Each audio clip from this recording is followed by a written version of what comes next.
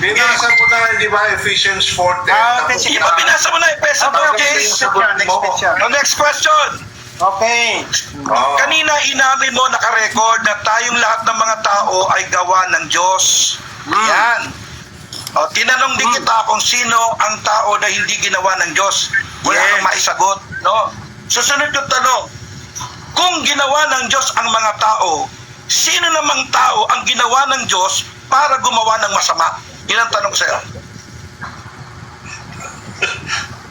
Sige, magsagot lang ko, Wes. Si Judas. Basahin mo na si Judas ay itinalaga na mula pa ng una para maging masama. Yun. Okay. Basa. Sige, basahin ko sandali lang. Okay, verse muna. Stop muna tayo. Basahin natin ko yung verse. Pastor Don, show Don to ha. Babasahin niya na ang Diyos ang nagtalaga kay Judas mula ng una para gumawa ng masama. Sige, basa. Sige, verse po. Pakikapigyan ng verse, Kobes. Sige, stop time muna ha. Stop time muna. Sige, stop time. Wala na, tapos na ang oras nyo eh. Tapos na. Ako na, kapatid na moderator, hindi na niya masasagot yan. Balikan niya na lang mamaya, wala namang verse yun eh. Ako na, Mr. Moderator, pag binisyo niyo. Sandali. Meron bang verse o wala, Kobes? Meron. May verse ka ba? Pakipasa lang, please. Ganito po, nakasulat. Sandali lang. Anong verse mo? Anong verse? Verse John 17:12. Okay. 17:12 na inihanda ng Diyos si Judas mula ng una para gumawa ng masama. 17:12. Samantalang ako'y sumasa kanila, iningatan ko ang iyong pangalan, yung ibinigay mo sa akin at sila'y binantayan ko. Isa man sa kanila'y walang mapahama, kundi ang anak ng kapahamakan upang matupad ang kasulatan. Saan talata doon na ang Diyos itinalaga si Judas para gumawa ng masama? Asa talata? Tapos na ang verse nyo, balikan na lang yan, no? Ikaw na lang. Balikan na lang natin, Mr. Moderator. Wala 5 minutes maglipat. Tapos na kasi oras ang Q&A nyo. Apo. Yan yung sinasabi ko sa Biblia, mga kaibigan. Huwag ko kayong papadala doon sa mga magagandang magsalita. Yan yung sinasabi ni Pedro sa ikalawang Pedro 1:16 na basahin mga kapatid na Jay na ganito ang sabi ni Pablo makibasa. Sapagkat 2 Peter 1:16. Sapagkat kami ay hindi nagsisunod sa mga kathang ginawang mainam noong Parang kung pakikinggan nyo po si Kobes, parang kung magsalita si Kobes, yung mga nilatag niya parang totoo. Pero hindi hululusot yun, mga kapatid. Hindi maintindihan talaga ni Kobes yung tinatawag na method kung bakit sinasabi ni Pablo yon sa mga Kristiyano. Wala naman tayong tutol na pag ikaw ay ulitin ko topic, bro ha. Pinapaunawa sa atin ni San Pablo at ng mga apostol yung kalagayan ng mga tinawag at nag-respond. Kaya nga sabi ng talata, basahin natin kapatid na Jay, sa unang Korinto 6, ganito ang sabi ni Pablo, kapatid, hindi naintindihan ni Kobes Basa tayo. Basa. Sa 6:11. at ganyan ang mga ilan sa inyo. Ngunit nangahugasan na kayo, ngunit binanal na kayo, ngunit inaring ganap na kayo sa pangalan ng Panginoong Hesukristo at sa Espiritu ng ating Diyos. Alam mo, ang kausap ni Pablo dyan, sinabi niya sa 9 hanggang 11, ang iba sa inyo, mga babaero, mapakiapid, magnanakaw, masasaki, manlalasig, mapagtungayaw. Pero sabi ni Pablo, at ganyan ang ilan sa inyo, ngunit nahugasan na kayo, ngunit binanal na kayo. Alam mo kung sino binabanal at hinugasan ni Kristo? Pakibasa sa Gawa 22, ang talatay 16. Ganito po ang mababasa natin, kapatid.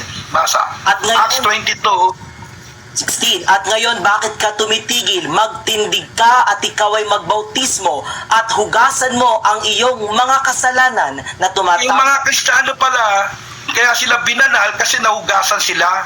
Hinugasan yung kanilang kasalanan. At humingi ng tawad sila kasi nasabi ni Pedro kalakip ng pagpapatawad, yung paghingi ng tawad, 2:38 ng Gawa, para mapatawad ng kasalanan mo. Basa tayo. At sinabi sa kanila ni Pedro, magagsisi kayo at magbautismo ang bawat isa sa inyo sa pangalan ni Hesukristo sa ikapagpapatawad ng inyong mga kasalanan. Kaya pagalima, napatawad ka na, Jay, sunod-sunod na yon. Binanal kayo, hinugasan kayo, inaring ganap na kayo. Pero saan nagsimula, Jay? Magsisi at magpabautismo. Tanong, yung bang aral ng pagsisisi, kanino ituturo yung kapatid? Sa ilang tao lang ba na mga elect lang ba yon? Basahin natin ang Lucas 24, ang talatay 47. Ito ang sabi, pakinggan mo kapatid, kung kanino ituturo ang pagsisisi. Pakinggan mo kapatid, ito hindi alam nito ni Cobes, basa. At ipangaral sa kanyang pangalan ang pagsisisi at pagpapatawad ng mga kasalanan sa lahat ng mga bansa. Magbuhat Saan ituturo, bro? sa lahat. ng mga bansa. Kay Cobes, sino lang aaralan dapat? Yun daw mga tinalaga. Hindi naman tayo tutol na meron talagang lahat nga ng tao itinalaga eh. Kaya nga lahat nga ng tao na nahiwalay sa Panginoon, tinatawagan magsisi at magbalik loob sa Diyos. Ulitin mo nga, Jay, saan ipangangaral yung kapatid, Lucas 24:47 ulit, basa? At ipangaral sa kanyang pangalan ng pagsisisi at pagpapatawad ng mga kasalanan sa lahat ng mga bansa. Magbuhat sa Jerusalem. Ang hirap nitong magturo si Cobes, pupunta sa isang lugar, mangangaral siya, no? Magsisi kayo! Pero yung lang mga elect lang ang magsisisi. Ganun ang turo niya, kapatid. O yung mga nakikinig ngayon na hindi naman kayo elect, huwag na kayo magsisi. Hindi ganun, Brother J. Ang utos, kapatid, gawa 17, ang talatay 30, ganito ang ating mababasa. Maling-mali aral ni Cobes. Mali ang unawa, mali ang contextual. Basa tayo, gawa 17:30. Ang mga panahon ng kahangalan ay pinalipas na nga ng Diyos. Datapwat ngayoy ipinag-uutos niya sa mga tao na magsisi silang lahat sa lahat ng dako. Tapos na ba ang debate, kapatid na Jay? Tapos na po lahat. Gusto mo ng lahat? Ang linaw naman eh. Ang mga panahon ng kahangalan ay pinalipas nga ng Diyos. Datapat ngayon, ipinag-uutos niya sa mga tao na magsisi silang lahat. Sasabihin na naman ni Cobes, ang magsisisi lang dyan, Kristiyano lang. Ang hirap ng simbahan nyo. Pag mangangaral kayo sa TV, mangangaral kayo sa radyo, sasabihin nyo, ang magsisisi lang po at ang inaaralan po namin, yung mga walang iya dyan, yung mga lasinggero dyan, na pinili na ng Diyos nung una, pero kayo, yung mga hindi naman tinili ng Diyos, wala ko kayong pag-asa. Ganun ba ituturo mo? Time na. Salamat po. Okay, Tapos kung na debate. tanong, oras mo na magtanong sa ribat, Mr. Cobes. Kung naniniwala ka sa free will, anong free will ang pinaniniwalaan mo? Autonomous, libertarian, prevention, compatibility. Ano raw po? Mahina boses mo eh. Mahina po boses mo, Brother Okay. Cobes. Kung naniniwala ka sa free will, anong free will ang nandyan sa'yo? Autonomous, Yung free will na ibinibigay ng Diyos. Babasahin ko. Sandali lang. Hindi pa tapos yung tanong. Kasi may categorical. May categorical. Ano ang free will na nandyan sa iyo? Autonomous, libertarian, prevenient grace, or compatibilism? Wala kami doon. Wala naman sa Biblia pinagsasabi mo eh. Ang nakasulat sa Biblia, ito kapatid, sumasagot ako, makinig ka, 20 second. Ang binigay ng Diyos na paraan ng pagpili, katulad ng ibinigay di sa Israel at binigay sa mga Kristiyano. Pakibasa. Deuteronomy 30 verse 19. Basa. Ito.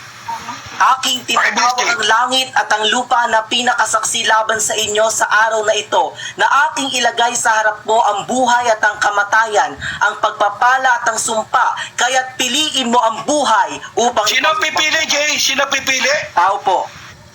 Isa pang talata, Job 34. Makibasa sa 4. Yan ang free will. Yung ikaw ang namili dahil tinawag ka ng Diyos at ipinaunawa sa'yo ng Diyos na noong pa man tinatawag ka na ng Diyos. Basa tayo. Ating 34. Dali, haba na ang sagot mo. Next question. Hindi, basahin ko muna ito, Pastor Don, bago siya magtanong. 34:4. Hindi na magpapaliwanag. Stop muna, stop lang yung time. Basa. Job 34 verse 4. Ating piliin sa ganang atin ng matuwid ating alamin sa gitna natin kung ano ang mabuti. Yung sino pipili? Tayo. Ating piliin. Ano ba ang pinili ni Pedro? Basahin natin sa 1:67. Anong sabi ni Kristo? Kayo rin ba aalis? Anong sagot? Sinagot siya Basta- ni Next question na, next question na, next question na. Ikaw muna, babasahin ko muna. Sabi mo, stop the time. 30 seconds lang, 30 seconds. O, sige, next question. Okay.